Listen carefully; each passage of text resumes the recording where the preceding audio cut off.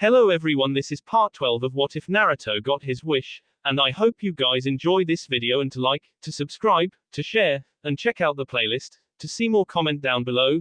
Now let's start the intro. They call me a god. They call me a god. They call me a god. Join my membership, the perks are great. It's in the description. I have to hold on, he thought. If I lose it here, it's all for nothing. Hold the illusion, don't let it even flicker.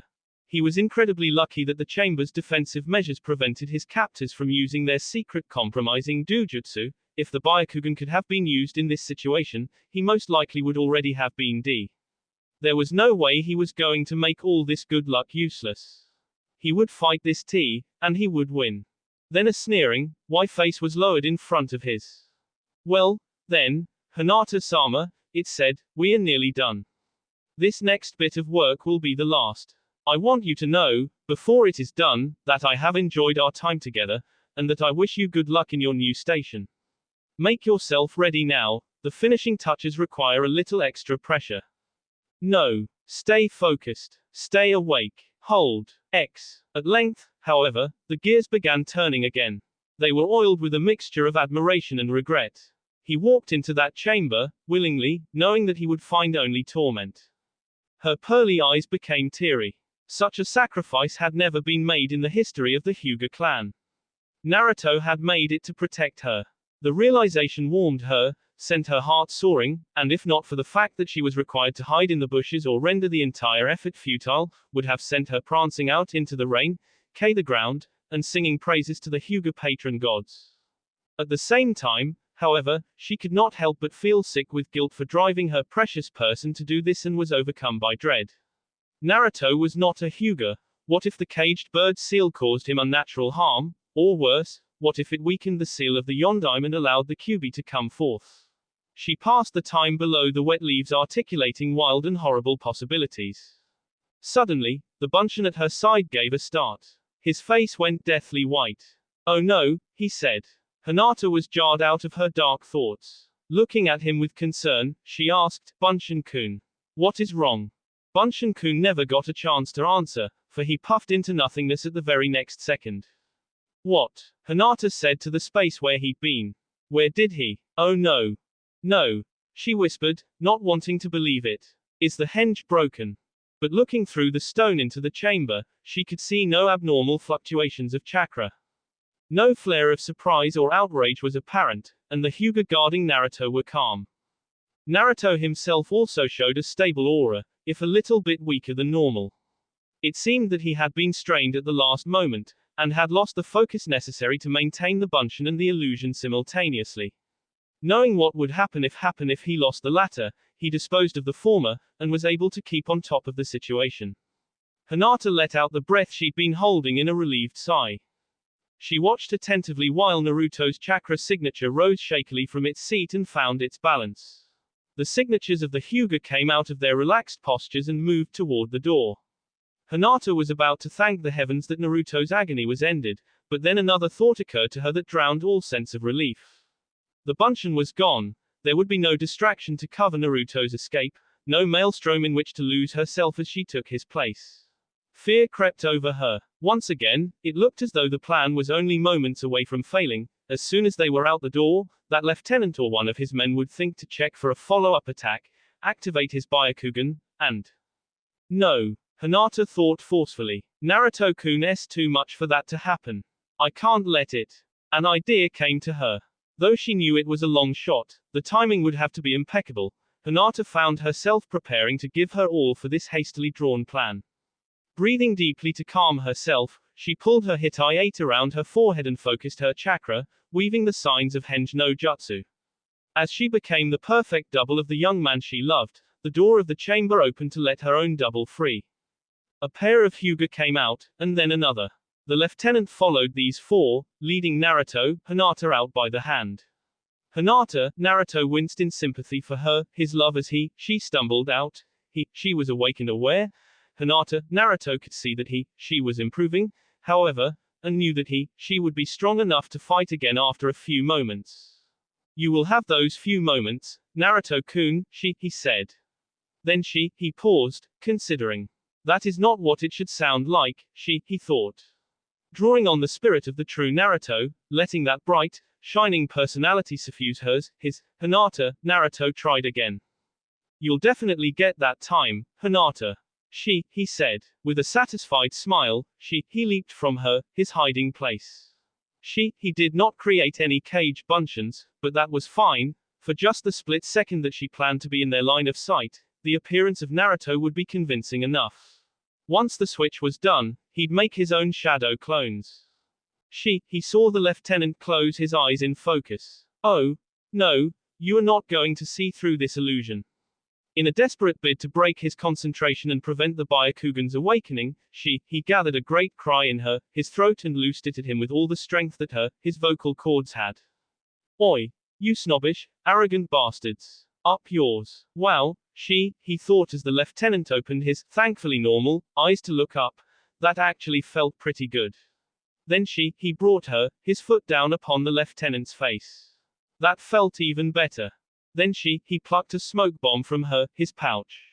Though he knew that he was breaking character, the true Naruto was smart enough by now to know not to fight in conditions under which he had lost before. It was manifest that there was no safer way to carry out the switch under the Byakugan radar. The bomb hit the ground and engulfed the region once again in thick black smoke. Hinata, Naruto released the jutsu and became merely Hinata again. She activated her Byakugan, trying to make out Naruto, Hinata and not having much success. When the smoke cleared, she was nowhere to be found. At first she was confused, but after a moment she had to work to suppress a smile. The weakness and disorientation in Naruto, Hinata had been real, certainly, but it had also been grossly exaggerated. Naruto had now recovered from it and stood above them on the limb of a young tree, his arms crossed.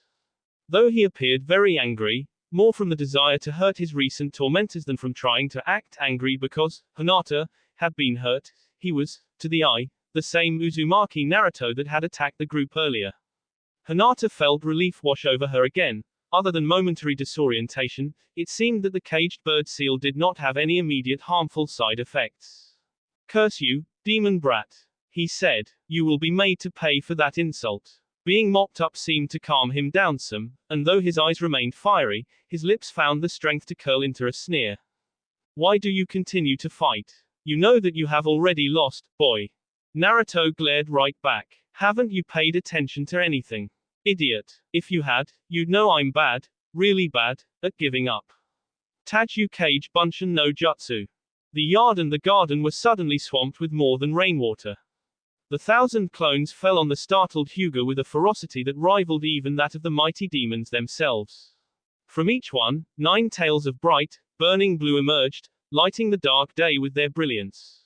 In moments, the Hyuga escort team was beaten. How easy it would have been, Hinata thought, to simply walk out of here with him, leave all of this hatred and conflict behind.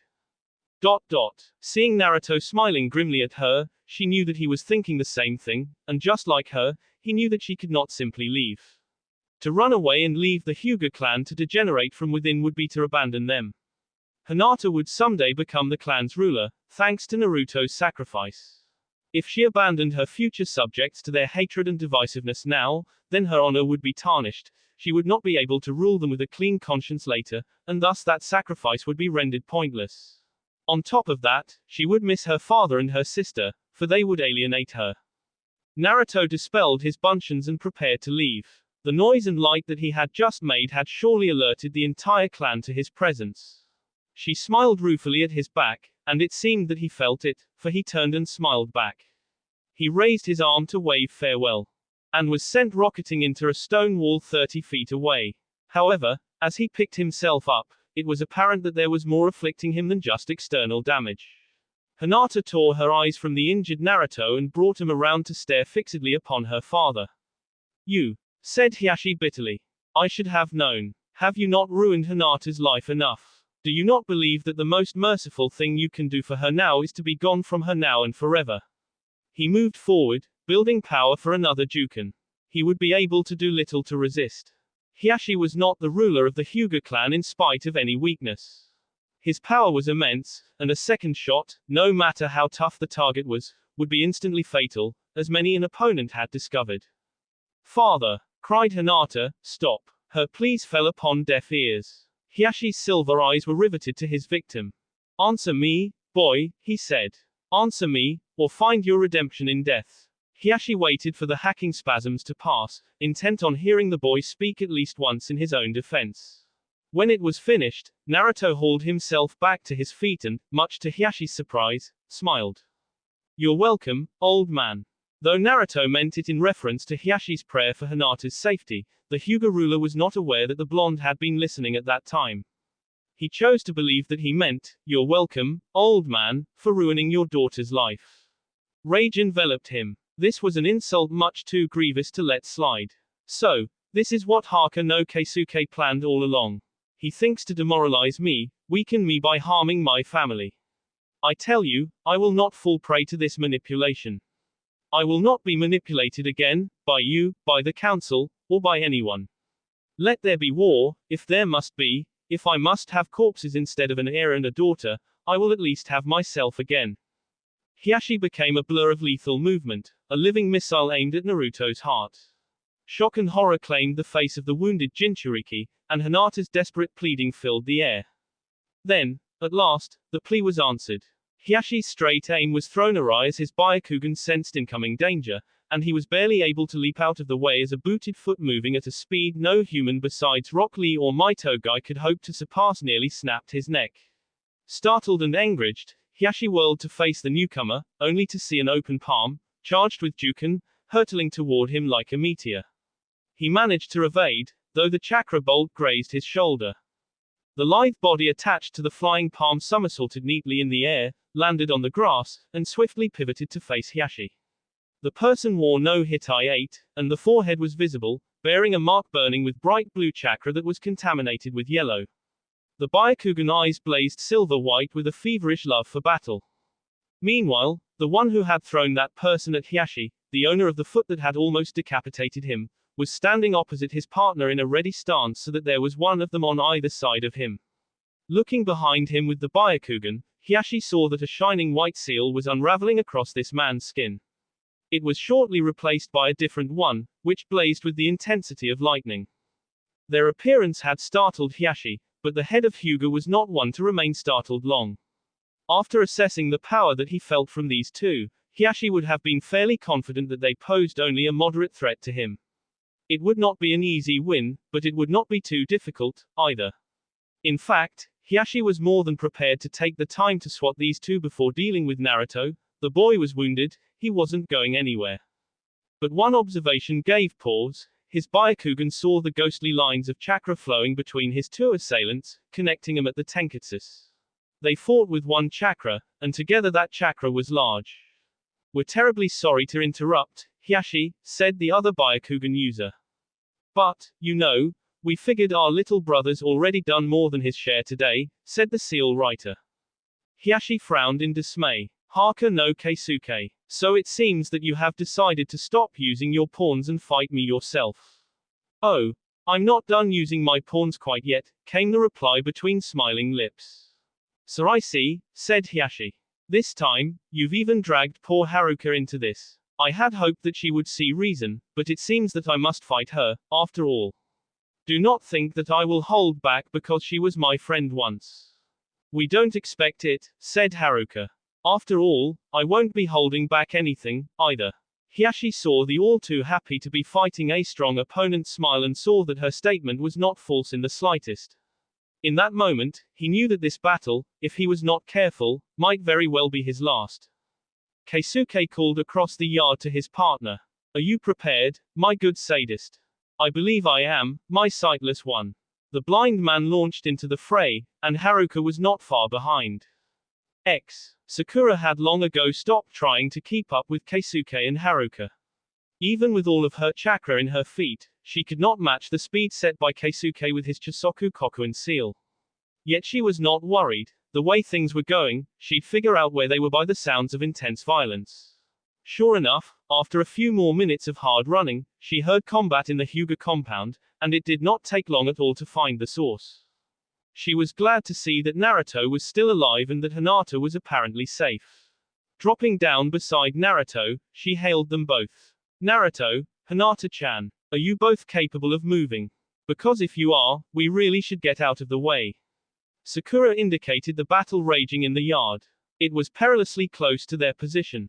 Hinata, who had been watching the battle intently with her Byakugan, particularly admiring the synchronization technique, which she had never before seen in action, turned her head at hearing her name called. Sakura-chan, she said, recognizing her friend. I'm in perfect health, but poor Naruto-kun. I can stand now, I think, grunted the blonde. He'd sat himself down to recover from the extensive damage, but after spending a few minutes on the ground, his muscles were no longer used to movement. He exhibited difficulty standing on his own. Hinata, grab him, said Sakura. We're going to have to haul him off somewhere safer. We'd better hurry, too. If the rest of the Hyuga were hesitant to investigate before, they certainly won't be with this racket. 2 blocks down from the Hyuga compound, the three of them sat huddled under Sakura's umbrella while Naruto's wounds were healed. There, that's about all I can do now, said the pink-haired medic. Naruto got to his feet and tested his body, bending and flexing to make sure everything was in good working order. It hurt some, but all his various parts were attached and fully functional. He was ready to fight again. All right, he said. Thanks, Sakura. Now, I'm going to go back and help Keisuke-ni-chan and Haruka-ne-chan. Hinata, who had been admiring the play of Naruto's shirtless, if bandaged, musculature during his stretch session, snapped out of her dazed state of mind. Naruto-kun, she said, I really don't think you should. Father is incredibly powerful. Your dad's Juken was no big thing compared to what that bastard Hiroto gave me a while ago, Naruto responded. That one almost came me. After this one, I was at least able to stand up. Even so, Naruto, Sakura argued, Hiashi-san is the leader of the clan. He knows all of the clan's secret arts, including many tricks that branch houses like Hiroto-san wouldn't know. Plus, we know next to nothing about him. For all you know, Naruto, what he lacks in power compared to Hiroto, he could more than make up for in some other trait. All of this is true, agreed Hinata. Keisuke-san and Haruka have both been fighting Hyuga for much longer than you have. They will survive. But you, Naruto-kun. I worry. Her eyes bored into his, and suddenly Naruto found himself the captive again. As much as he wanted to rush to his friend's aid, he could not do so while those eyes held him. Exasperated, Naruto sat down with a huff. Well, I can't just sit here and do nothing. What do you want me do, if not go to help them? Keisuke-san wanted me to give you this message, Naruto, said Sakura. He says that the best thing you can do is to follow orders, namely the ones that Tsunade-sama gave you. The Hyuga will probably be really mad at you for causing trouble on their own grounds. If you're away from the village on your mission, then they won't be able to touch you, and by the time you come back Tsunade-sama will have gotten wind of this and sorted things out. Naruto was deep in thought for a moment, and then he spoke in response. I feel for Keisuke-ni-chan. With the way that Tsunade-chan sorts things out, he's not liable to come out in one piece over this much trouble. Neither are you or Hinata-chan's father, added Sakura. Hinata lowered her head in silent agreement. Nah, said Naruto, I'll be okay. I might come out with a few extra bruises and deaf in one ear, but I'll be fine. Keisuke will be the worst off, since he's new around here. He pulled on his shirt and jacket. Since you and Keisuke-ni-chan insist, I'll go on the mission, he said. Hopefully, you guys are right about this. It all seems way too unstable to me, like ramen that's been boiled too long. Then again, once Bar-chan puts her foot down. He shivered. It may not be pretty, but it sure does get things done. All right, Naruto, said Sakura. Hinata and I are going to go see Tsunade-sama now. If we're lucky, she'll stop the fight before it gets out of hand. Yeah, you do that, Naruto said. Putting on the last of his gear, he turned to go. Before he left, however, he turned to Hinata. Remember, he said, keep that forehead covered. I will, Naruto-kun, she said. And, you be careful with, her words trailed off as her eyes fixated on his own Hittite. Naruto grimaced. He knew what she meant all too well. I will, don't worry. Yar-ne. He disappeared into the wind. Sakura looked at Hinata with confusion in her eyes. Hinata. She asked, what did he mean when he said, keep that forehead covered? And what were you? I'll tell you later, Sakura-chan, Hinata interrupted. Her eyes lingered a moment on the spot where Naruto had vanished, then looked up to her friend. Right now, what is important is making certain that Tsunade-sama is alerted to the conflict in the Hyuga house, before any permanent damage is done. Neji's heart beat faster than it had in months. His lungs sucked in and released more air than he knew they were capable of holding.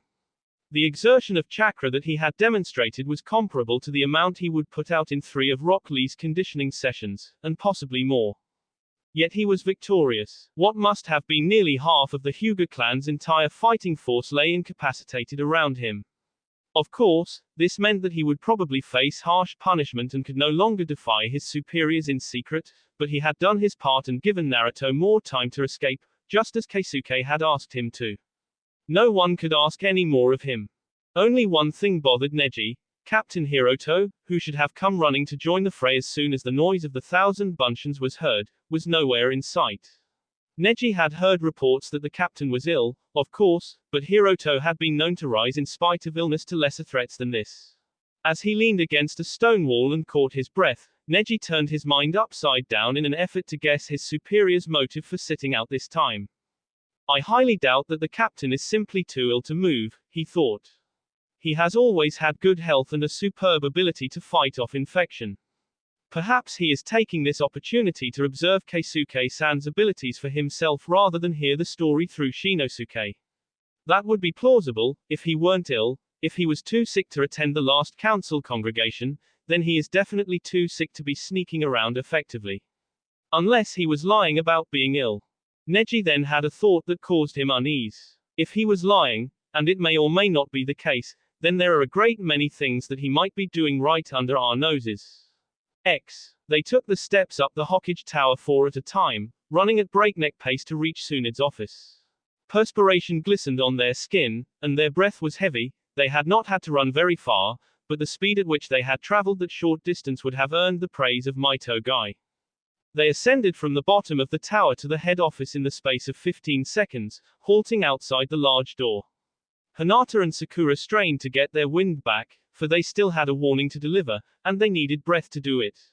After 12 seconds of rest, Sakura turned to grasp the handle of the door. Well, she said, let's get. A heavy thud rocked the building. Hinata wondered what on earth someone had made such a loud noise for, and remained perilously in front of the door. But instinct drove Sakura, who had worked in the building for a long time now, to grab her and hit the deck just in time. The door splintered and the pieces flew off the hinges, sailing across the waiting area and back down into the stairwell. A great cry of rage came from the doorway, followed closely by a wrathful storm in the shape of a woman, which hurtled over the prone girls and jumped rapidly down the steps, each footfall shaking the whole building. Sakura climbed to her feet, dusting herself off and staring back in the storm's wake. Hinata rose onto her knees, a bewildered look on her face.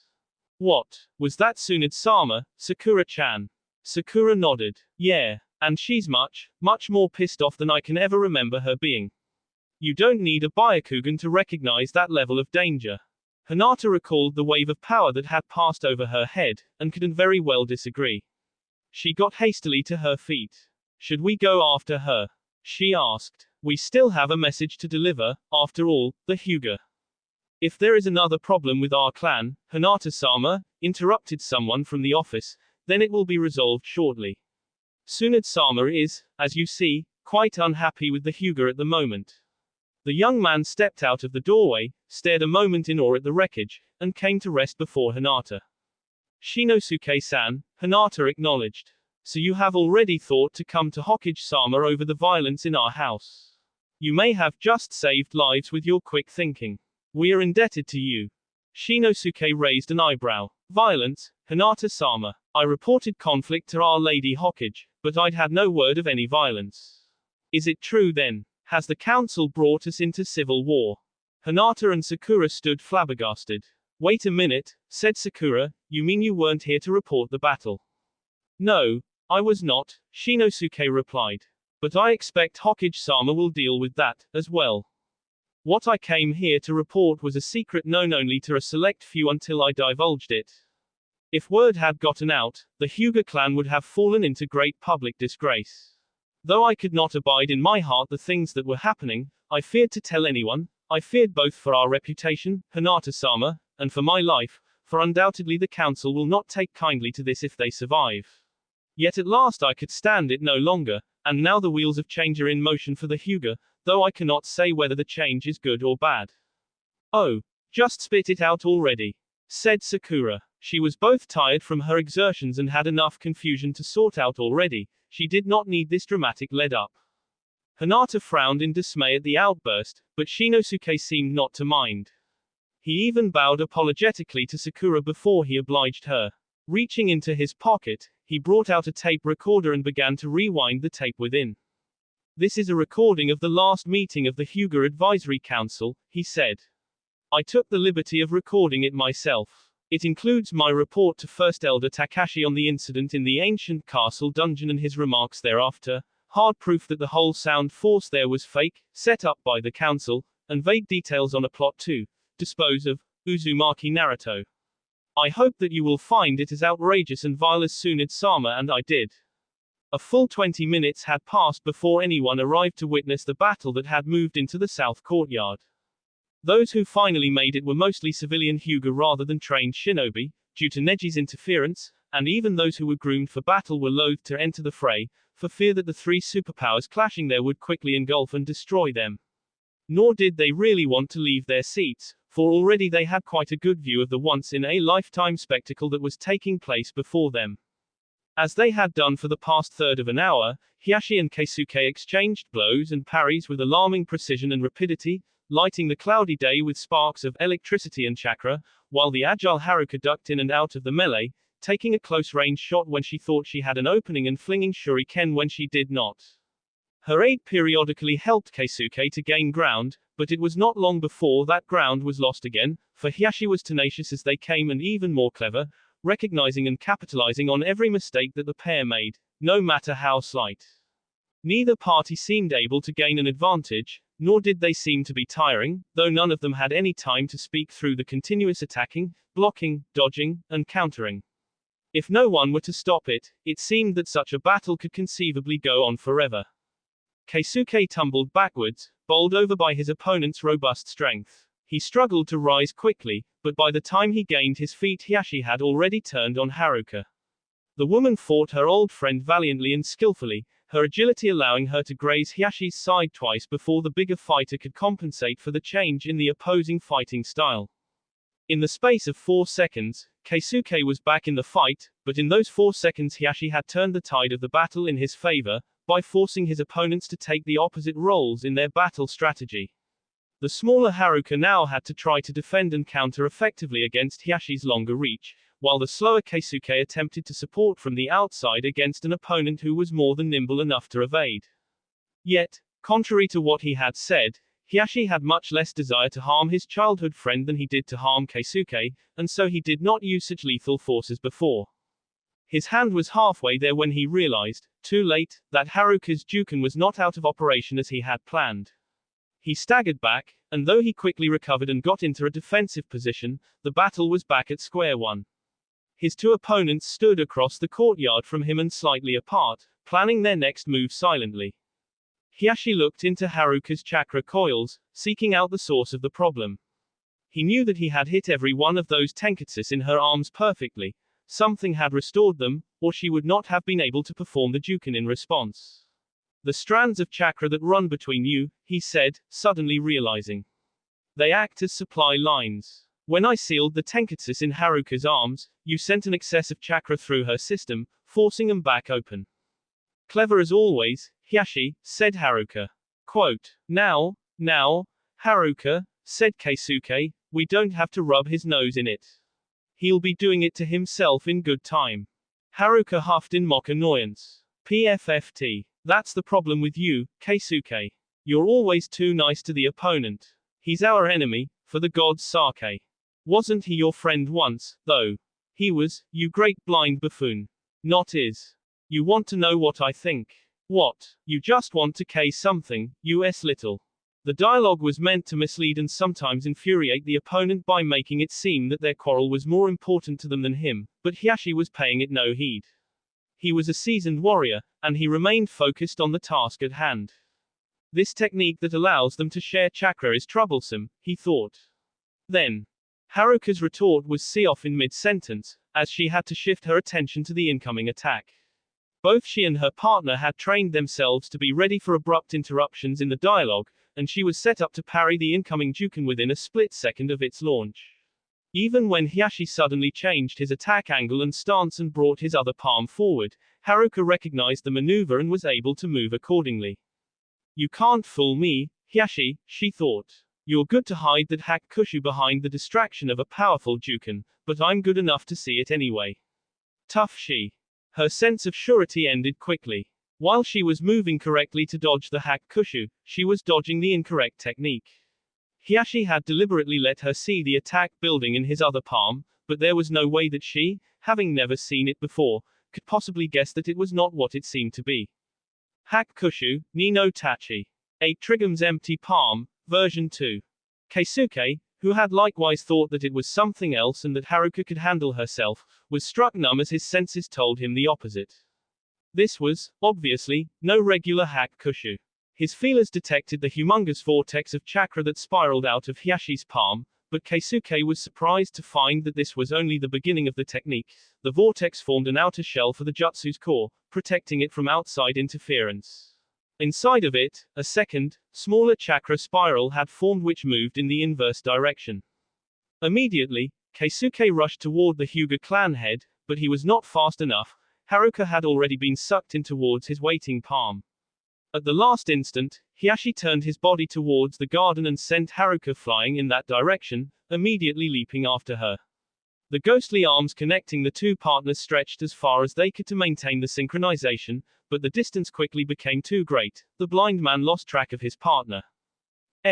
Keisuke swore. He made to follow them, but Hiashi was prepared and whirled into action even as he pursued Haruka.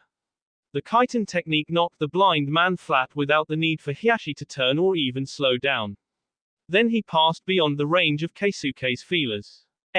Behind the secured doors of the conference chamber, the victory party was in full swing. Drinks were consumed almost faster than they could be poured. Witty jokes were traded back and forth like gold. A large bounty of food had just been brought up from the evacuated kitchens. Chewing on a bite of steamed rice, Takashi finally allowed himself to be caught up in the joyous moment.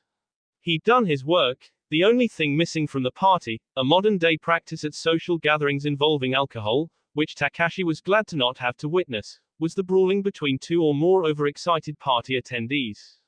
Takashi's glory, as well as the lack of violence, was brought to an abrupt and brutal end with the arrival of a new batch of guests.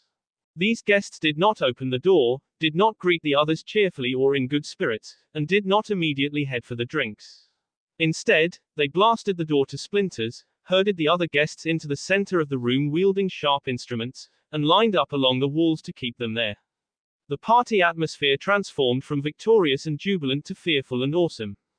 The Anbu had come to attend the advisory council's party. Hyuga Takashi, said the enraged female voice. The Konoha-e office has received hard proof that you, as well as other members of the Hyuga clan advisory council, have conspired illegally against your legitimate ruler and his heir, that your actions have thrown off our search efforts against the forces of the hidden village of Sound, thus committing high treason against our village, and also for conspiring to in cold be a citizen and honored shinobi of the Leaf. Takashi could not speak for shock. Not that he would have been able to anyway, since the foot on top of him prevented him from drawing breath.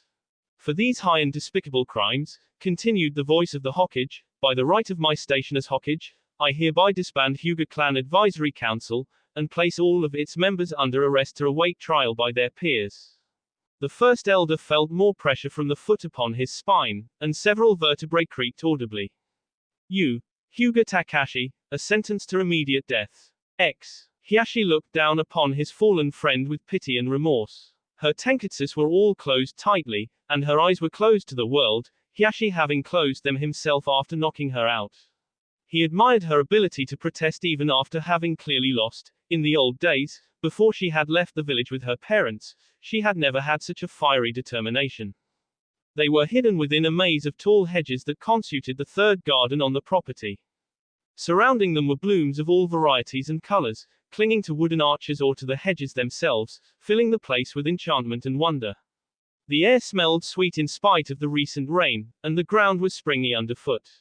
It was a comfortable place to hide oneself, as well as an effective one, for the complex maze had been designed by a master thinker, one of the earliest clan heads. Hiyashi would have stayed with Haruka longer, but he could feel the blind man closing on their position. When he found them, Hiyashi did not want Haruka to be in the way. Stowing her in a hole he had gouged under one of the hedges and covering it with foliage, Hiyashi started deeper into the maze, using his Byakugan to keep track of the position of his enemy. He picked up 3 signatures not far from him. Cage Bunchins, he thought. He has increased his manpower in order to find me more quickly. Hiyashi increased his speed, endeavoring to get as far away from Haruka as possible before he was discovered. He evaded the Ryudyu's detection for many twists and turns, until finally he found himself at a crossroads with one path leading to a pair of chakra signatures, one path leading to a single signature, and the way behind him being approached by 2 more from different directions. Hiyashi took the left path, towards the lone target. More targets meant more probability that he'd find the real one, generally, and it was practical to have a backup nearby in case one was found, but he'd learned a trick or 2 from watching Neji's fight with Uzumaki Naruto. It was possible that the real one had guessed he would think that way and had gone off alone to throw him off, hoping that the Bunchins would weaken him before he had to fight Hiyashi himself. 1.5 moments later, Hiyashi stood face to face against the enemy. Haka no Keisuke, he said, drawing up to full height, I give you this final warning, surrender. I am out of patience with you and with all of my opponents, and Haruka is no longer able to help you. Give up the battle now, renounce your false name, and I will see to it that you leave here peacefully. If not, I cannot promise that you will survive. The tall man in sunglasses betrayed no fear, but the humor was gone from his face. I appreciate the offer of peace, my distant son, but I must decline, for 2 reasons. I cannot renounce my name, for it is my own and it cannot be taken from me. Secondly, Haruka and I came here as a team, and I will not abandon her. A wise young man once told me that those who care not for their comrades and leave them to the enemy are the lowest of garbage. I do not intend to be measured so, nor will I allow Haruka to endure the poor treatment that her clansmen promise her. Keisuke's tone was adamant, and Hiyashi's cold iron gaze would see no alteration of terms. Diplomacy, as it always does between peoples so opposed to each other's ways of life, had ultimately failed. Very well, Hiyashi said. From this point on, we will fight until one of us can fight no more. Though neither you nor the cause you serve deserves the honor, I will fight you on even ground and in fairness. Let nothing else interfere, and let the greater will prevail. Keisuke did not acknowledge the words. He had already begun to fight, preparing his body to face its mightiest foe yet.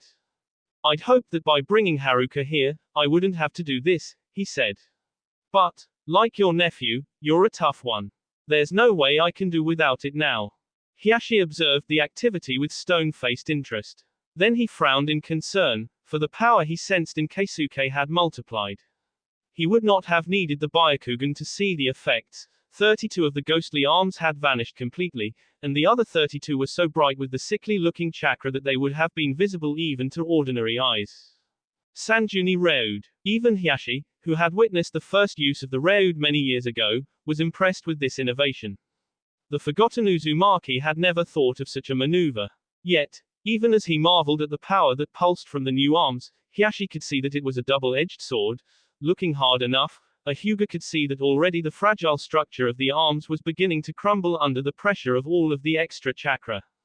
He would have remarked on it, but there was no time, for Keisuke had already formed the seal of lightning and charged into the fight.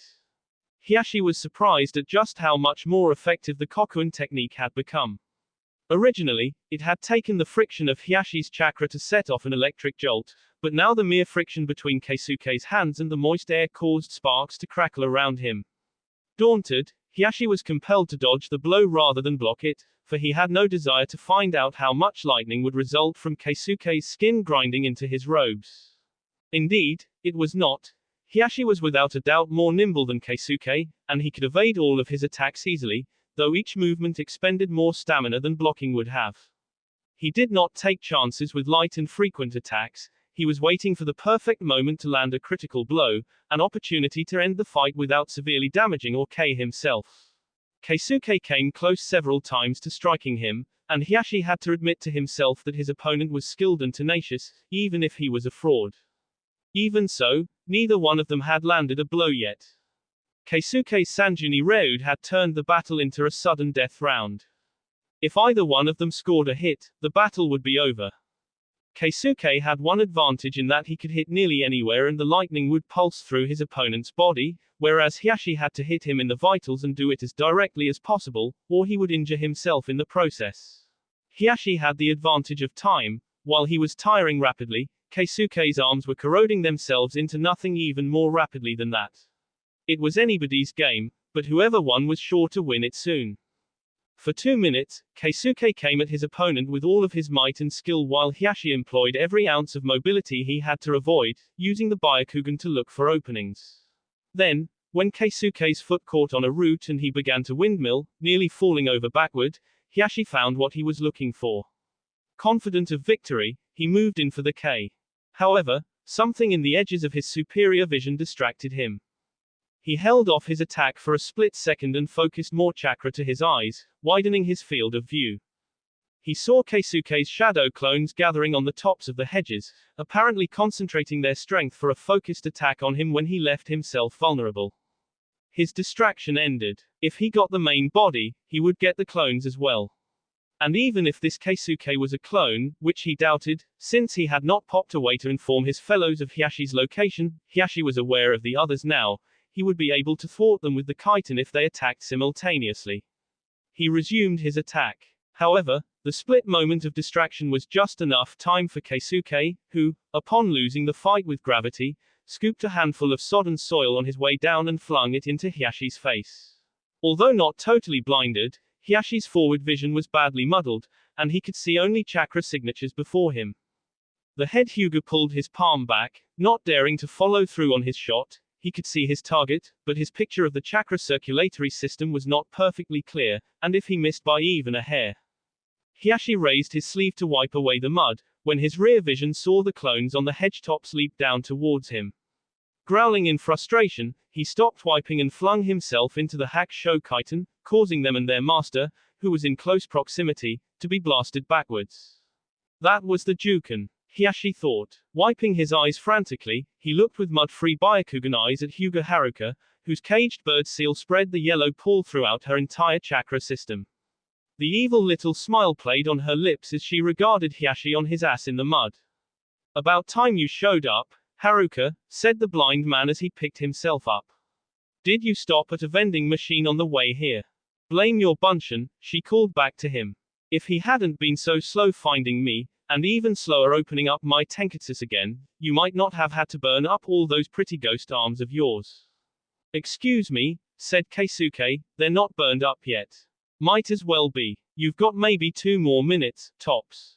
Keisuke walked up to stand next to her. "Then let's end this now and get out of here. If we're lucky, you won't have to lead me out by the hand." Haruka favored him with a smile, then they both charged straight at Hiyashi, who struggled to pick himself up. How did the Bunshin find her quickly enough to restore her and bring her here? Hiyashi wondered as he watched Keisuke boost her leap. While Haruka sailed over his head, the answer came to him. "Of course. I had to close her eyes myself. She was never unconscious in the first place, only pretending, and once I was out of earshot she was able to call out to the Bunshin so they would find her by sound. To be able to resist a knockout blow, and then to deceive me so well. When did you become so skilled at feigning weakness?" he asked her. As she dropped to the ground and kicked his legs out from under him, she said, "Since I found something too precious to be weak for." Hiyashi stumbled, giving Keisuke the opportunity he needed. Kokuen Kai, Raiko no Bindingu.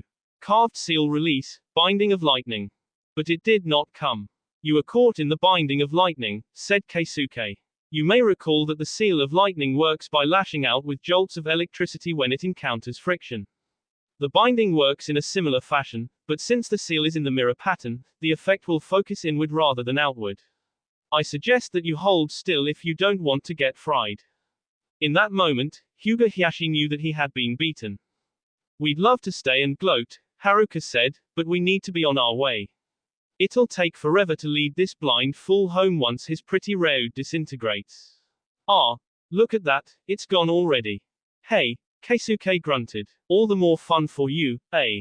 Haruka paused a moment, considering. Then she replied, actually, it might not be as bothersome as I once thought. If nothing else, I can catch up on all the humiliation I've missed giving you.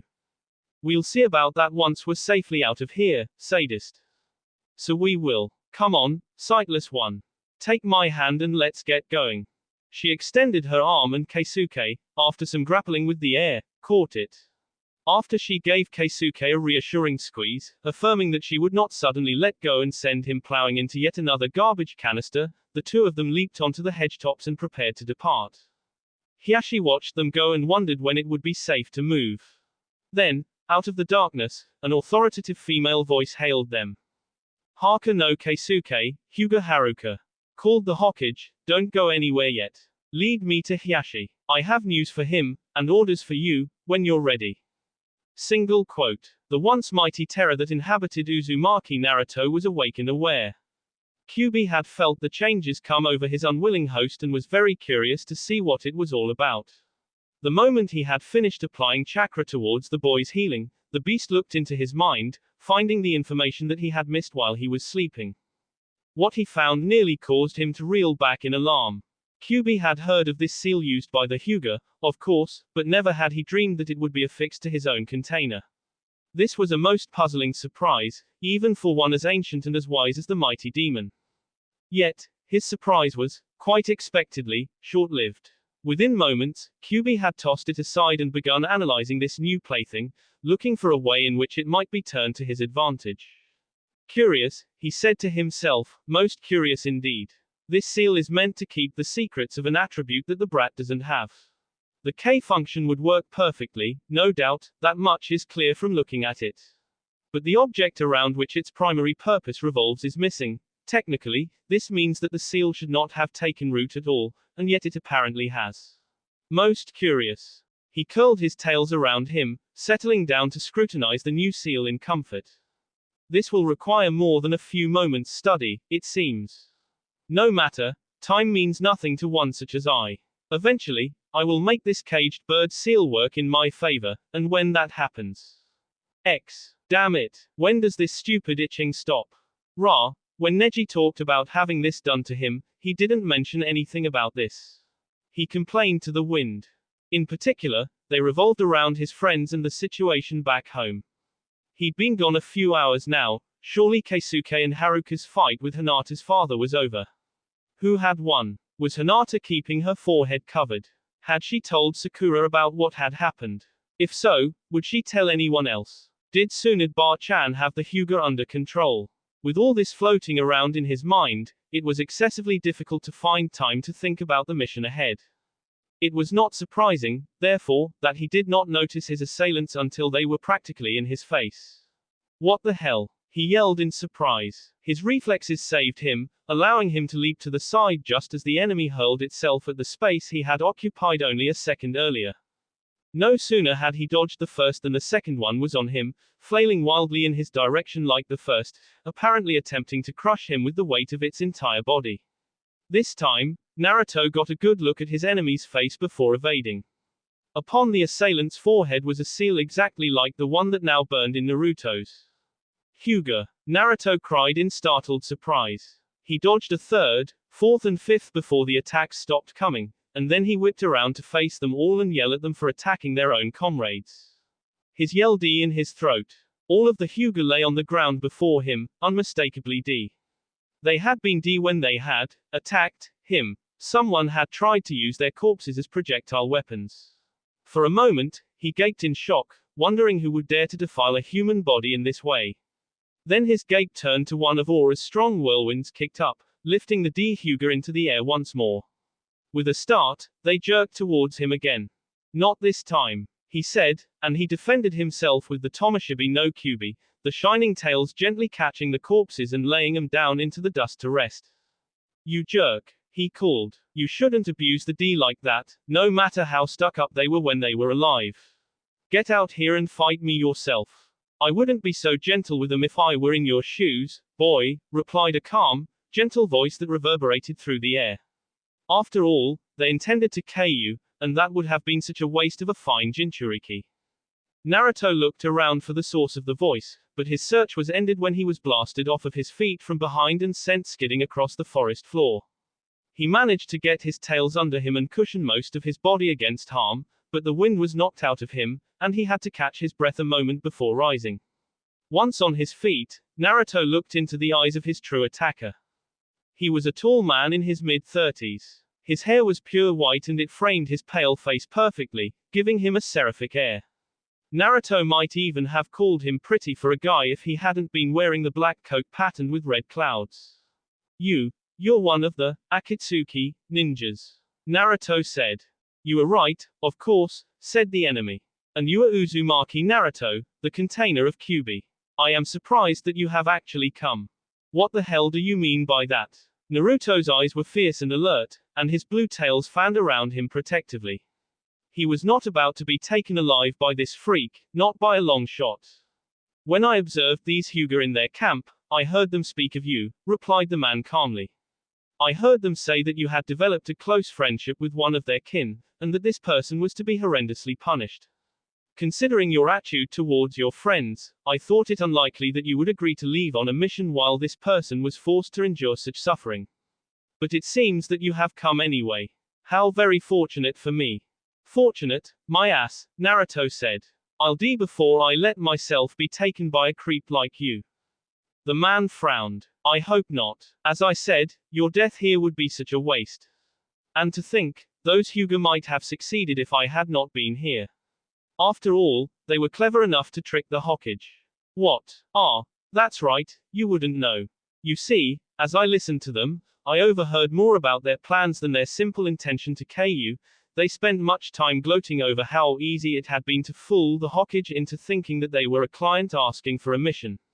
They laughed when they mimed the tears which they said nobody would cry when they sent in the fake report that you had D in the line of duty. Naruto was taken aback. If this man was right, and he sounded sincere, then the whole mission was a hoax, and he'd been delivered into the jaws of the worst possible enemy because of it. The blonde felt a wave of anger towards the Hyuga. He'd known that they wouldn't mind having him D, but faking a mission to lead him to his doom was just downright dirty. He had to quell the anger, however, for now was the time to think about staying alive. I don't suppose you'll come quietly, said the assailant, but with luck, I can capture you without causing too much damage. He brought his hands out of his sleeves. Naruto tensed, wondering what was coming from this evil master of ninjutsu. He watched as the Akatsuki ninja rapidly ran through a set of seals. Futon, Fushishiden no Jutsu. Wind style, wind lion bullet technique. The air coalesced before Naruto's enemy and roared after its target. Naruto was quick on his feet, but it was clear that the jutsu, which moved with the speed of the wind, was much faster. He attempted to block it with his tails. That won't work, said the Akatsuki attacker. He was right. The jutsu pounced onto Naruto, passing through the gaps in the tails and bearing him down to the ground. Naruto found himself wrestling with the air, struggling to rise from underneath its howling pressure. He might as well have tried to throw a large predatory cat off of himself. Meanwhile, the jutsu's caster had drawn a pair of sayas from his sleeves, and the gleaming short blades flashed in the sunset as he advanced on the blonde. Damn it, Naruto said. He couldn't get the relentless air off of him, so he did the next best thing, and countered with ninjutsu of his own. Suten, Susuha. Water style, water wave. A nearby stream gave forth its flows to his call, and the mighty tidal wave rose up against the oncoming attacker. The Akatsuki member saw the colossal jutsu coming for him and put away his sayas, performing another set of hand seals. Futon, Fushoheki. Wind style, wind barrier.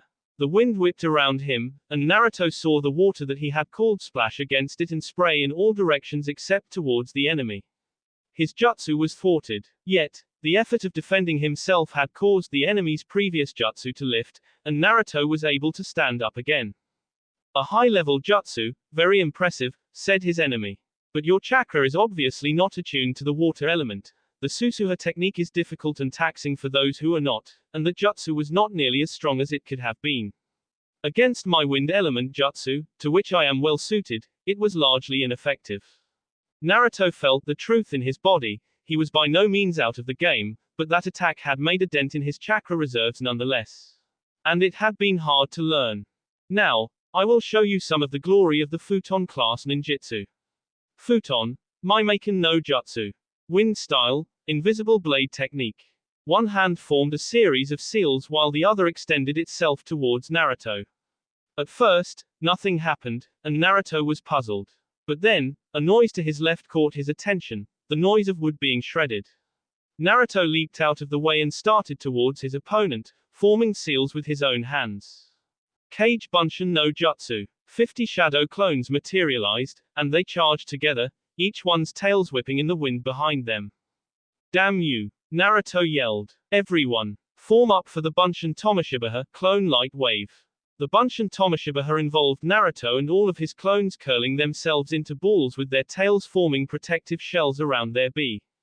The idea was to have all of these, Naruto balls, roll towards the enemy in a wave, inevitably steamrolling them. In practice, it was more effective against groups of enemies, but something had to be done about this invisible blade, and Naruto believed quite reasonably that the enveloping tails, combined with the rolling motion, would help throw it off. The remaining Narutos followed through on his command, and the wave set upon its foe. While the tails and the rolling did slow down the enemy's jutsu, it did not totally prevent it. More and more bunshins fell as the wave closed in, and by the time it reached the target, there were only 4 left. These 4 were easily dodged, and Naruto came out of his ball form in great frustration. He was about to swear violently at the Akatsuki member when the trees on either side of him began to topple, and he had to move swiftly to avoid them. As he moved farther and farther back, more trees fell in his wake. 2 of his bunshins didn't make it. Aura, you bastard! He yelled at the enemy. Kaiten, Kuryu Enden. The blast of flame decimated the trees that had fallen behind him and the trees that would be falling on him next. He would have liked to decimate the enemy, too, but no such luck. Another blast of air punched through his flame jutsu and would have pinned him again had he not quickly intervened with Kawarimi no Jutsu, replacing his body with a fallen log. Hidden among the branches of a tall pine tree, Naruto caught his breath. He heard his enemy speak again. Another impressive jutsu, called the Akatsuki member, but it seems that you are not well suited to Kaiten class jutsus, either. My jutsu defeated yours far too easily. Naruto was forced to leap from the tree as it fell to the Wind Master's might. He landed heavy-footed on the ground, facing his enemy squarely. His brain scrambled to think of some new trick. Well, said the Wind Master Akatsuki, it has been fun playing tag with you, Uzumaki Naruto. But unless you decide that Kyuubi could use some exercise, I believe the fun will end now. This next blow will render you unconscious. As the hand seals were formed, Naruto stood resolute. He would fight it, whatever it was. Uzumaki Naruto would always fight. When the spiraling blast of air rocketed toward him, he performed his counteraction more out of reflex than conscious thought. Reud Ninpu, Reifu Daigeki. Ghostly Arm's secret art, lightning wind strike. Wind ripped along his extended ghostly arm, straight through the heart of the enemy's blast. The force of the blast was almost concussive, and it disintegrated not only the arm, but the opposing jutsu as well. When the dust cleared, both of them were standing upright and staring awestruck at the space between them. The Akatsuki Wind Master was the first one to speak. Well, what do you know? He said. Finally an element that suits you. You are like me, with chakra attuned to the wind. I almost feel badly for having to turn you over to my superior. There are so many things that you could have learned, and you may have become greater even than me. Just look at this destruction. Naruto had been looking, and he had to agree that it was most impressive. But, sadly, my mission demands that I nip this young bud before its time. It has been a great pleasure to know you, Uzumaki Naruto. It will sadden me greatly to watch you die. His hands came forward again, preparing to try a different, and equally dangerous, tactic. However, he never got the chance to complete his next jutsu, for he was forced to draw his sais and turn to combat a new danger. This danger had long, unruly white hair, wore red, and carried a heavy scroll on its back. It possessed tremendous strength and a wide arsenal of powerful ninjutsu. It was the scourge of every bathhouse built for use by women. Its name was Jiraiya. Naruto, he yelled, catching one of his enemy's hands by the wrist and blocking the second blade with his wrist plates. Naruto, go back to Konoha right now. This guy is the least of your problems. Ha, Ero Sennin. Naruto was actually relieved to see the perverted hermit for once. What do you mean, least of my problems? Just go. Jiraiya yelled. Already, the enemy was realizing that his prey was going to try to escape, and was making it difficult for the Toad Sannin to stop him. Tsunade will explain it to you when you get there. If what I've heard is true, Konoha might be in huge trouble really soon, and thanks to those Hyuga clowns, it's only half ready. As the future Hokage, you're needed in your village. The words hit Naruto's mind like a truck. The village in trouble meant all of his friends in trouble. And for Ero Sennin to be this urgent, he must be really serious. And of course, Uzumaki Naruto, being the next Lord Hokage, would never let his people die if he could help it. All right, he yelled. I'll go now. Thanks, Ero Sennin. Don't take too long with that Akatsuki guy. If it's as bad a problem as you say it is, they'll need you, too. Just shut up and go, you fool. Jiraiya had to really work to prevent the enemy from escaping and following Naruto. He'd only been watching this member of Akatsuki for a few days before he took a break and visited the village again. From what he'd seen, he hadn't expected such physical strength. Naruto, thankfully, did run off this time, and within seconds he was gone from view. The Akatsuki Wind Master finally broke free, but seeing as Naruto was now all but irretrievable, he did not immediately run after him. Well, said the man calmly, it seems that I have lost my target to you. Yeah, replied Jiraiya. I think that some retribution is in order for that. His hands brandished the sayus. Jiraiya did not reply, but made ready to guard himself. Before battle was joined again, he had time for one thought. Run like hell, Naruto. Protect your precious people well. That will be all for this video. Be sure to like, subscribe, share, and comment down below for more videos. Goodbye.